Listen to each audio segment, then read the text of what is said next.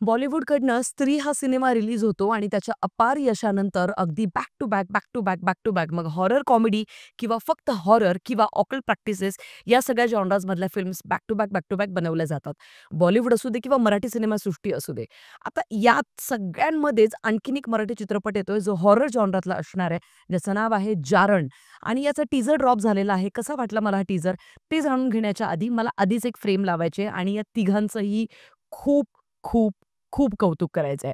सगळ्यात आधी ए.व्ही. प्रफुल्लचंद्र अतिशय सुंदर असा बॅकग्राऊंड स्कोर त्यांनी या सिनेमासाठी दिलेला आहे आणि एका हॉरर चित्रपटासाठी, एखाद्या भयपटासाठी जशा पद्धतीने म्युझिक असायला पाहिजे, संगीताची साथ ज्या पद्धतीने असायला पाहिजे, अगदी त्या लेव्हलचं म्हणजे अंगावर शहारे आणणारं, तितकंच अँक्झायटी देणारं, अशा एका विचित्र पद्धतीचं जे एक म्युझिक असायला पाहिजे ना, when it comes to occult practices, ते अगदी आपल्याला चित्रपटाच्या टीझरमध्ये ऐकायला मिळतंय.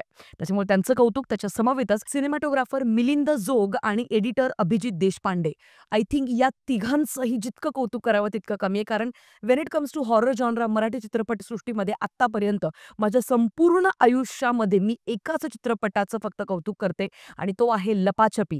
लपाछपीच्या आधी आणि लपाछपीच्या नंतरचे जेवढेही हॉरर जॉनराचे चित्रपट मराठी सिनेमासृष्टीत बनलेले आहेत, ते सगळे ॲव्हरेज होते किंवा बिलो ॲव्हरेज होते. पण त्यातल्या त्यात लपाछपी नंतर आता कुठे ना कुठेतरी जाऊन मला असं वाटतं, की त्या दर्जाचा किंवा त्याला तोडीस तोड देणारा हा चित्रपट असू शकतोय, ज्याचं नाव आहे जारण.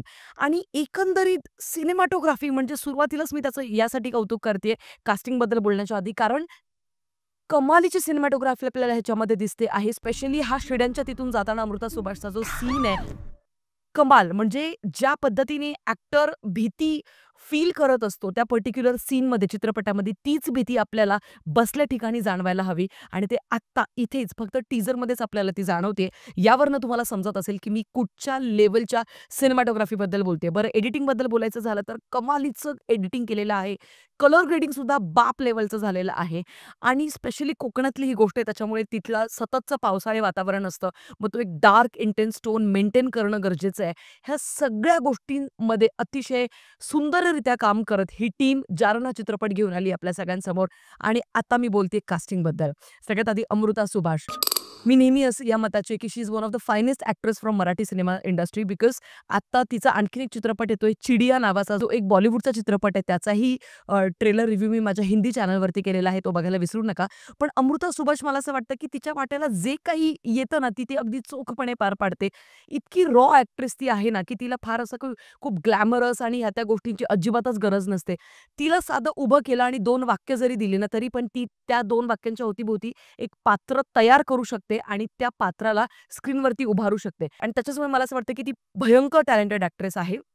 बरं, तिच्या समवेतच आपल्याला आणखीन या चित्रपटामध्ये अनिता दाते सुद्धा दिसते आणि अनिता दातेचं आपल्याला वाळवीतलं काम तर अतिशय सुंदर होतंच. पण मला असं वाटतं, की ती एक अशी ॲक्ट्रेस आहे ना, की जिला बघूनच थोडी अशी भीती वाटते. म्हणजे फॉर सम रिझन. आणि याच्या आधीच्या सुद्धा अनिता दातेच्या जेवढ्या भूमिका आहेत, त्या पण ती अतिशय, मला असं वाटतं, विविध रंगाच्या भूमिका नेहमीच स्वीकारत आलेली आहे. आणि एक ब्रिलियंट ॲक्ट्रेस तीच असते, जी विविध पद्धतीच्या भूमिका स्वीकारते, ते चॅलेंजेस म्हणून. आणि त्याच्याचमुळे अनिता दाते सुद्धा तितकीच, मला असं वाटतं, टॅलेंटेड ॲक्ट्रेस आहे आपल्या सिनेमासृष्टीतली.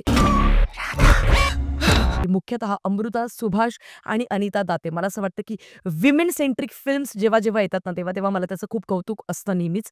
आणि ही फिल्मसुद्धा अगदी तशीच असणार आहे. आता जारण म्हणजे काळी जादू असं आपल्याला टीझरमध्ये ऑलरेडी ऐकायला मिळतंय, पाहायला मिळतंय. आणि एकंदरीत कोकणाच्या अवतीभोवती फिरणारी ही कथा असल्यामुळे कुठे ना कुठेतरी जाऊन मला असं वाटतं, की कदाचित ती रिअल इन्सिडेन्सेसवरती बेस्ड असू शकते. बट ॲज ऑफ नाऊ मेकर्सकडनं तसं काही सांगण्यात आलेलं नाहीये. So let's see. ट्रेलर आल्यानंतर आणखीन जास्त प्रकाश त्यावरती नक्कीच टाकता येईल. एकंदरीत या चित्रपटाच्या सगळ्या गोष्टी उत्तमरित्या जुळून आलेल्या आहेत आणि फक्त प्रमोशनमध्ये कुठे ना कुठेतरी जाऊन मला असं वाटतं खूप कमतरता जाणवते. कारण का 6 जूनला हा चित्रपट येतोय. फार कमी दिवस उरलेत आणि आणखीनही यांचं फारसं असं काही प्रमोशन कुठे तितकंसं बघायला नाही मिळत आहे फॉर सम रिझन. आणि ते त्यांनी करायला हवं असं मला वाटतं. कारण का जर का चित्रपटाचं कंटेंट बाप असेल ना, तर त्या चित्रपटाला हिट होण्यापासून कुणीच नाही अडवू शकत. आणि एकंदरीत मला असं वाटतं मेकर्सनी प्रमोशनवरती अजून जास्त भर द्यायला हवा. बाय द वे, मी जसं सुरुवातीलाच सांगितलं, की एक लाट आली आहे ना हॉरर जॉनराची, त्यातच छबी, किर काटा किर आणि खवीस हे सुद्धा मराठी आगामी चित्रपट येतात बरं का. बरं त्यांचे ट्रेलर आणि टीझर रिव्ह्यू आपल्या चॅनलवरती अवेलेबल आहेतच. ते पण चेकआउट करायला विसरू नका. तुमचं काय मत आहे जारणबद्दल? आणि हो, तुमचा भूतप्रेत या गोष्टींवरती विश्वास आहे का? तेही मला कमेंट सेक्शनमध्ये कळवायला विसरू नका. हॉरर चित्रपट आहे त्याच्यामुळे मी तर सोडणारच नाही राव. तुमचं काय मत आहे कमेंट सेक्शनमध्ये कळवा. भेटूया पुढच्या व्हिडिओमध्ये. तोपर्यंत काळजी घ्या. Peace out.